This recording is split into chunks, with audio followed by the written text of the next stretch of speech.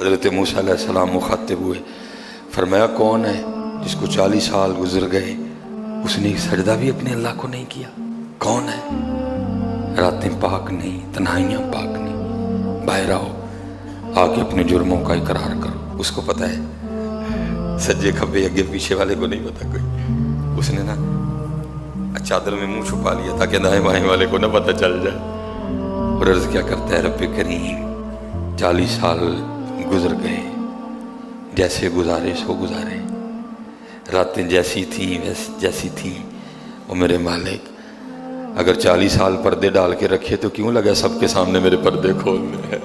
अर्ज करता है, रब्बे करीम अगर 40 साल नहीं खोले, तूने पर्दे डाले रखे, अब क्यों लगा पर्दे खोलने?